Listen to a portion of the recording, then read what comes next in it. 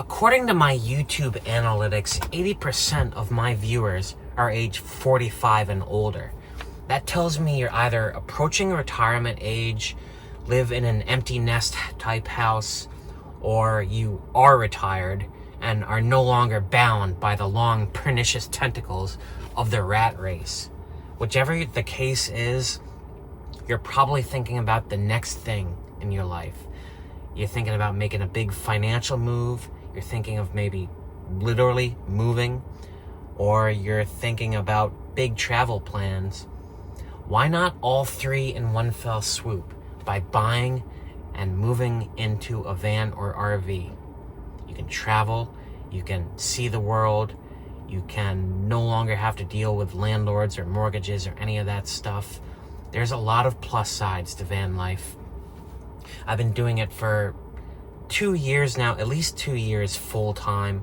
I kind of part-time for a year before that, and I have no regrets. It's been the best thing I've ever done. I can't speak well about it enough, to be quite frank. It's made me a better person. But there's a big difference between being someone living in a car in a city versus someone living in a car or van out in the country. It's been a few years since I've watched van life channels on YouTube. Once I moved into a van, I no longer want to watch that stuff. I need a break from reality in my spare time. I watch like space documentaries and stuff. Just putting that out there. But when I did watch it, my takeaway from what I saw on YouTube was it was like a big long vacation van life. Just never ending like visits to the beach and waking up in beautiful spots. You can kind of like live that way for a small period of time. Not just because it costs money, but to be jumping from campground to campground, using iOverlander every single day, figuring out where you're going to sleep. Eventually you'll get burned out doing that. Life is more than just planning 3 weeks of vacation. It's about taking it day by day. You're going to get to a point where you don't know where you're going to sleep tonight, and you got to figure it out. I have found in my experience that living in a vehicle on a day-to-day basis is way easier in a city than it is out in the woods. Now, if you've been watching my channel, I've spent like this year kind of dividing my time between dwelling in the city in Boston and out in the sticks. And that's because I work a hybrid schedule. I'm very fortunate. I don't have to be in my office. I do work, I'm not retired, just so everyone knows. I'm not a full-time YouTuber either. I have a 9-to-5 job. I do need to be in my office from time to time, physically in Boston. But I also can work remotely the rest of the time. So I've been able to experiment by dwelling sometimes for days or weeks in Boston on end, then going and dwelling out in the woods for days and weeks on end. I've done both. And there are pluses and minuses to both. I just said how I find sleeping to be much easier in the city. Now, here in Mass, we don't have like boondocking lands. We don't have federal lands. So if you're going to be going out dwelling in the country, you're going to be relying on like old logging roads and dirt roads and stuff that doesn't get patrolled. If you're lucky, you're going to need like a suspension upgrade and good tires and all of that woodsy stuff like I have.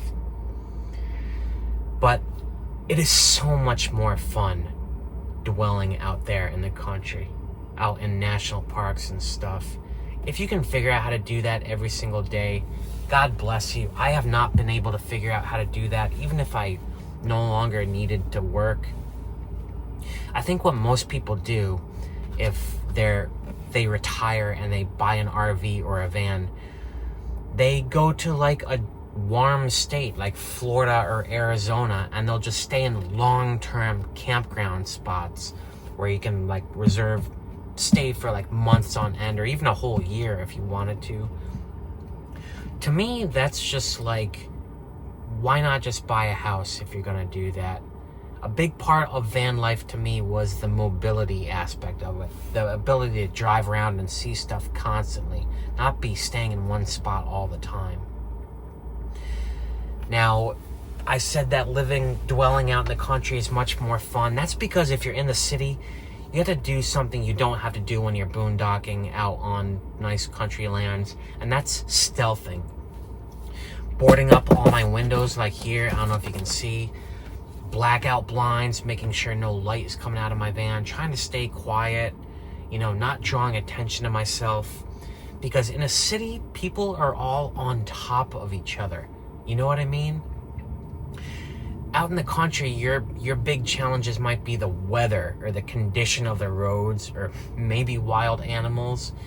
In the city, the wild animals are the people, because there's so many people, and I guarantee a lot of them don't like people living in their van. They have a negative view of it. There's a lot of Karens out there, and whatever the male version of a Karen is, people who just have nothing better to do than just please other people. They have nothing going on in their lives. If they see someone like dwelling in a van at night on a street, they might just call the cops and just to give you a hard time. So you have to stealth. You know what I mean? If you're dwelling in the city, you have to be quiet. You have to lay low, because your survival is dependent on you, like, not getting negative attention drawn to yourself and becoming like a target for law enforcement, for civilians, for people who just want to give you a hard time. So I've covered parking. I said I find it easier to live day by day in a city. I've covered comfort. It's way more comfortable to be out in the woods and in national parks all the time. Cost. I find that dwelling in the city, even though like stuff is more expensive, like groceries and stuff is more expensive, I find it costs pretty much both the same. Whether I'm staying for weeks on end out in the country or weeks on end in the city, it kind of evens out in a way. I know when I'm out in Western Mass, just like going from the grocery store to the Home Depot to the bank to where I have breakfast to the gas station, it's a lot of driving around. It's a lot of schlepping. It's a lot of time and it's a lot of gas money. Whereas in the city, I can park in one spot for like days on end and just use my feet to get from place to place. Cost-wise, I haven't noticed any difference between the two.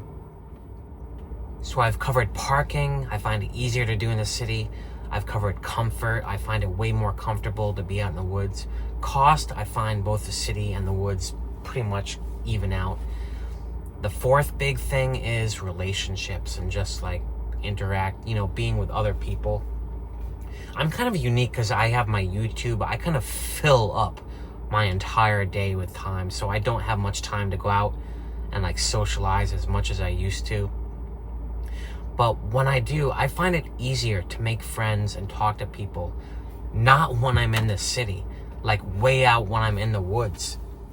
That's because in the city, I think people are just like numb to other people. I mean, I lived in Boston for 20 years before I got into the whole van life thing.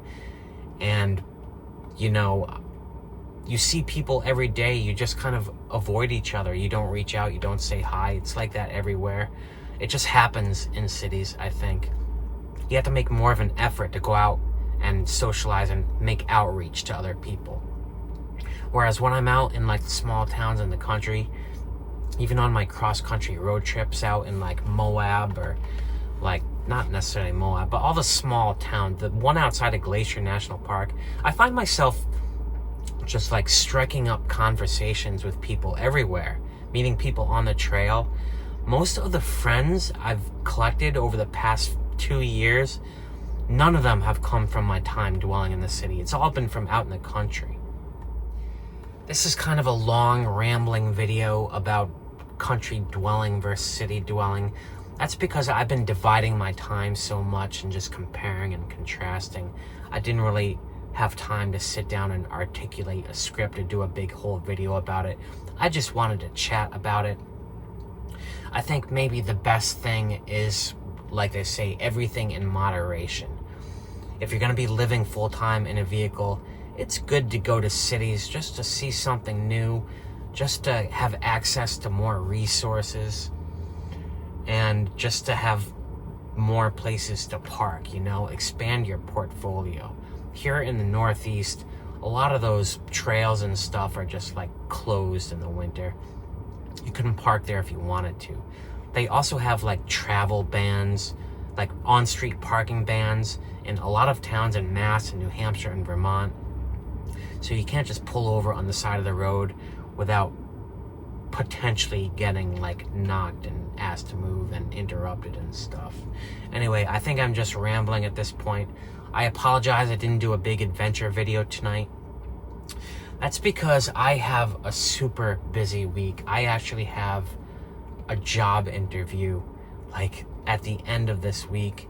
I put the whole YouTube van life thing on my resume, just like kind of out of left field, mentioned it in my job application, and they want to talk to me.